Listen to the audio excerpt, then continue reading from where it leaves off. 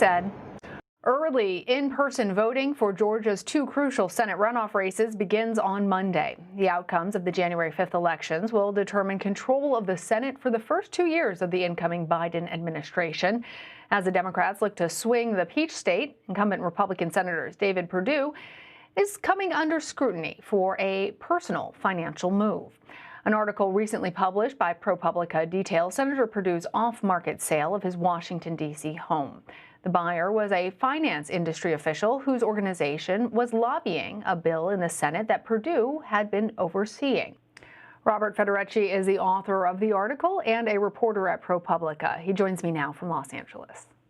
Robert, thanks for being here. You were the one who actually broke this news. Tell us the details of this sale, and was it considered a fair deal? Right. So last year, Senator Perdue sold his home in an off-market deal. And what that means is that it wasn't put on the open market.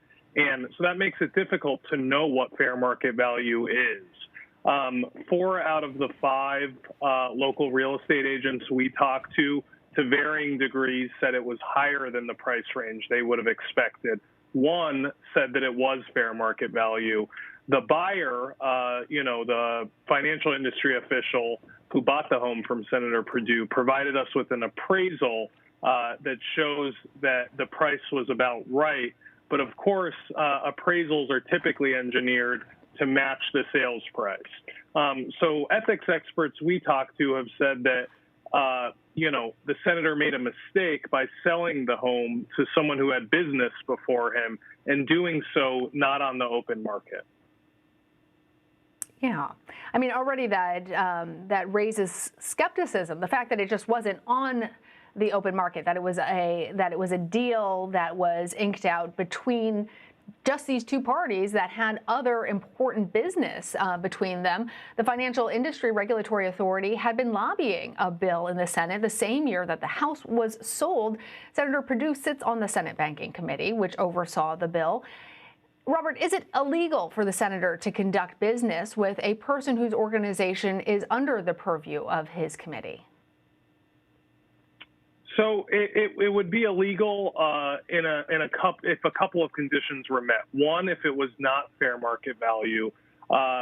2, if the person was paying him more than fair market value in order to influence his official actions. And a third way would be, senators are required to report any gifts, right? So if this sale was above fair market value, Senator Perdue would have been required to report that as a gift. And in this case, he reported no such gifts. We do know that Senator Perdue was criminally investigated earlier this year as part of the insider trading scandal that rocked Congress after Senator Richard Burr's trades were exposed by ProPublica. In that case, they decided not to file charges against him. I'm trying to work this out in my head, Robert, because all of us who have sold houses before probably go through a real estate agent or put up a sign that says for sale by owner. It would be a rather rare thing to just come up with ink out a deal with somebody that you didn't already have a relationship with. Like I could imagine selling my house to my sister if she was in love with the house and I was willing to move on. But in this case, there are people who have conflicts of interest. So how common are these sorts of off-market transactions for lawmakers? Especially in that neighborhood, it's not unheard of. There are certain advantages a seller can have by going off-market. One is they could pay less in broker fees. 2, it's just sort of less of a hassle. As anyone who's ever sold their home knows, it's a huge hassle. So being able to get it done without an open house and that kind of thing in and of itself is sort of a gift. So it does happen. In this case, both parties told us that they never interacted with each other, that they only interacted through their brokers. What's interesting when you bring up members of Congress is, one of the local real estate agents we talked to said, when it is a member of Congress selling their home in a private deal, the buyers typically will sort of acknowledge and internalize the fact that they're dealing with someone of this stature, and they won't haggle. They'll just sort of agree to the price the person sets it at. So again, if that's what happened here, that is ethically questionable, because it would mean that Senator Perdue got a better deal than he otherwise would have because of his official position. And following up on something that you said earlier, some of the real estate agents that you spoke with said that they did think that the price was inflated at some level. By how much? I know that there was one that said that it seemed like it was within the realm of possibility for the home, but for the others who thought it was that this industry executive overpaid, how much do they think that he overpaid by? So it really varies by agent. One of them on the low end said as little as a few $1,000s. Another said 2 or 3%. Another said as high as 8%, which would be well over $100,000. And I think, that sort of reminds us that, valuing a home, valuing its fair market value is more of a art than a science.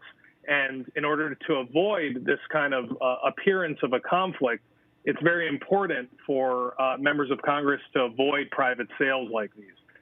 That is not a decision Senator Perdue made. He decided to sell off market to someone who had business before his committee. Yeah, that's the part that just makes it seem ethically like a bad decision, if we're being most charitable. Senator Perdue is running in one of the 2 hotly contested Senate runoff races in the state of Georgia. How much is this report and this knowledge expected to impact voters? Well, it's hard to predict, the outcome of elections. We've just learned in recent history, and it's even harder to predict what will sort of impact voters. What we do know is that Senator Perdue, this is not the first time that Senator Perdue has faced allegations of mixing his official business with his private finances. He has faced a lot of criticism for selling individual stocks while he's been in the Senate, including stocks that are directly impacted by the committees he sits on. In fact, like I mentioned earlier, he was at one point criminally investigated for that.